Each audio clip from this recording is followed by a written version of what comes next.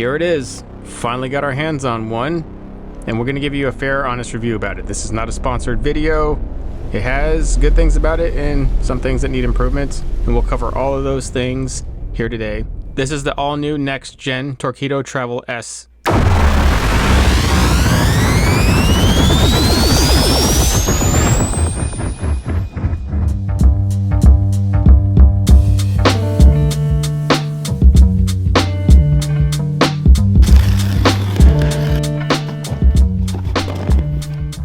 Their instructions pretty seriously there. Those are some nice looking manuals. They clearly put a lot of time into it, but when I did skim through all of them, I did not find any section that showed English. Maybe I had to really look for it. Hopefully it's in there.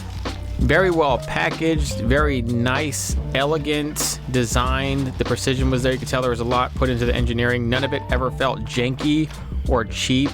It was all really nice. High quality components, and you can really appreciate the design in all this. I actually was very excited to put it all together and assemble it. The small washer has to be directly over the big one in order for that to fit tight. And then it has a sacrificial anode. That's what this is for, to prevent corrosion to the entire motor. And what I think is actually a pretty smart move, screws directly on right behind the thread and just backs the bolt. It's pretty good.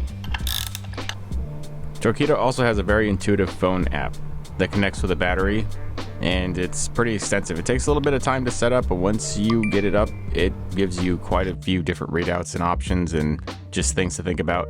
The battery is IP67 rated, looks pretty durable. I don't know if it's waterproof or not.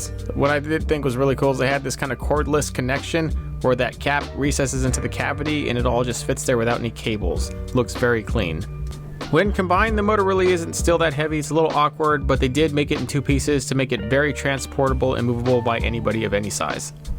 Out of the box, I can't help but admire the sophistication and elegance of the design. You can tell there's a lot of serious engineering that went into it. But when Torqeedo's initial travel series came out, they had nobody to compete with. Now they have tons of electric outboard companies out there, and there's like 5 or 6 really prominent ones. 3 of which are in contention for who makes the top electric outboard in this class. So it's all about what Torqeedo can bring new to the table now that the competition is stiff. I think its elegance and engineering is a step in the right direction. It looks very nice and precise. The wireless battery port, I think, is a direct move. Nobody has that. There's always some cable somewhere. It doesn't appear any louder than any other outboard out there. It's about on par with its class. I mean, we just won't really know what it performs like until it's in the water. And that's where it really matters, because all these little add-ons pale in comparison to the overall performance of the motor itself. We stuck this on a Newport NS130. It's a nice little inflatable skiff. We would recommend it to anyone, but more importantly, we have ran all of our other electric outboards on this skiff, and so it's very important that we get the same kind of accurate measurement using the same boat initially. Then later on, we will switch to possibly some different ones. We're just cycling the motor through, doing our little final checks on it, making sure everything is nice and tight and ready to go. We're ready for our first on-the-water test.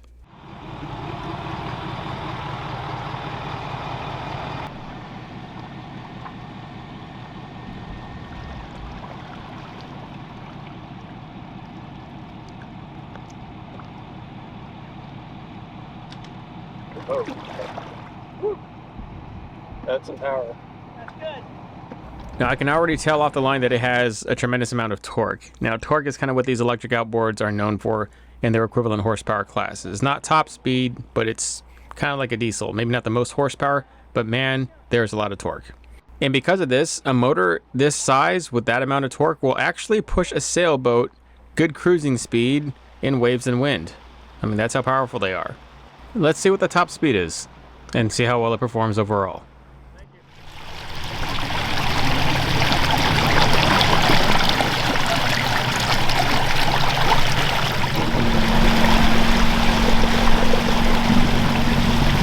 Pushes quite a bit of good water here.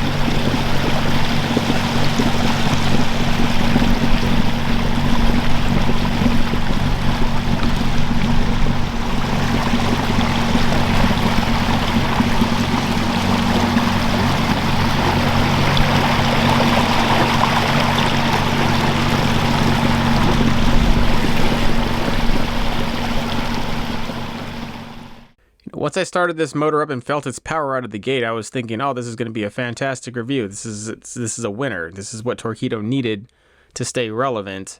This maxed out like almost an even 6 miles an hour on this watercraft. All the other ones tested on this watercraft also did between 6 and 7, so the speed is comparable, and the torque off the line is pretty serious. There was just one problem. Once we got to max speed and we held it for any good period of time, it started to shake and cavitate a lot. And then you would lose speed. And then I sometimes it would correct itself. Most of the time it did not. Now I can't actually really tell for the life of me why. I mean, you're looking at this, the shaft is clearly well under the water line. You can't even see the prop. It's not like the prop is grabbing air and ventilating.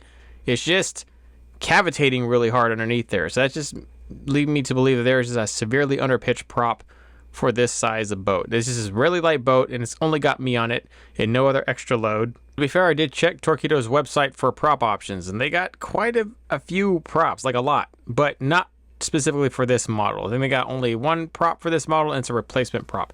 And nowhere on the listing did it indicate any sort of difference in pitches. They did have a weedless prop, though. I guess that's kind of cool.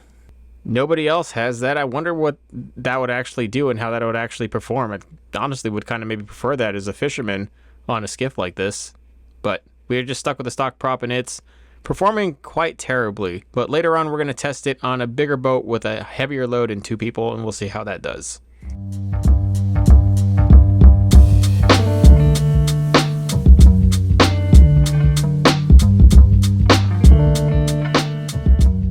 You're probably thinking those conditions aren't ideal, but they are perfect for fishing. So we are up here even farther up in Arizona in the high desert, all the way at the end of the rim. And this time I have the motor on the Light Skiff Air, which is a bigger, beefier, and heavier version of the skiff that it was on. So it's the best that I can do. It's a 13-foot air skiff. It's going to have 2 people on it. It's going to have substantially more weight. So then we will see if the added weight kind of helps with the motor's performance.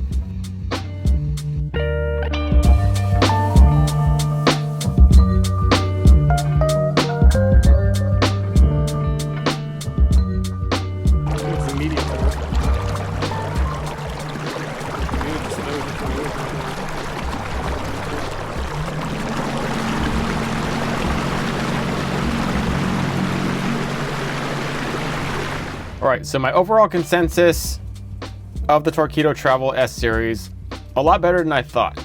Sometimes you just have to have the product in your hand to know what it is, and it has really good things. The only problem I had was the prop is too powerful for light boats, but that's because Torqeedo has a main presence on sailboats and larger vessels needing kind of cruising speed with electric power, and at a 3-horse platform for electric motors, yeah, it's only 3 horses in the horsepower standards, but in terms of actual torque and ability to move a large watercraft, they do it actually much better than a gas 3 horsepower equivalent. So a lot of that has just been directed towards that. That's what the main stock prop is on there, but they're actually one of the only companies to provide a prop option for the motor. So they have what's called a weedless prop, which is, in my opinion, the perfect freshwater prop, because what are we going through? Small lakes, shallow water, and there's weeds. And the regular electric outboard prop hates weeds, collects them. It's like a weed magnet. It hates them, but it attracts them. Does it work well? So any sort of weedless prop, fantastic. Weedless props, they work on trolling motors really well. They'll likely work a little bit better on this one. It'll also help with some of the cavitation issues that I had. So that can go away with just a prop switch to the proper prop. So some of these electric outboards that you see out here, some of them are specifically made for small watercraft like the Newport. That is a smaller watercraft deal, and it actually performs very well on that platform. I'm not really sure how well that one is going to perform on a larger vessel, like versus what the Torqeedo is primarily made for.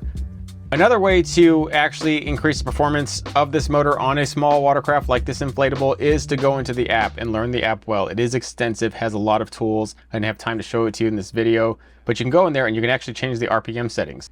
Based on some research, because we talked to Torqeedo directly, is that people who are backing off the RPMs by like 1 or 200 or so, you're actually not really taking that much power off of the motor in terms of the high end, but that actually helps tremendously with cavitation and ventilation that you're seeing over here in the issue. That case, there's a good chance that could just go away with the same stock prop and just a little bit of change to the actual motor's power outlet, controlled by you. For what is, in my opinion, like the first time ever. I don't know specifically of an outboard that does that yet. I think Torqeedo is the first to allow you to actually control the actual max power outlet out of your motor. A lot of really good things. It's elegant, well engineered, it's very portable, it checks all the bells, it is a winner. Is it expensive? Yeah, but so is everything else, and especially with all the worldly events happening, I can't imagine anything being much cheaper than a Torqeedo now. I think the Torqeedo, it's time for that one to rise and for a few others to kind of get their day. And that is my review. See you guys later.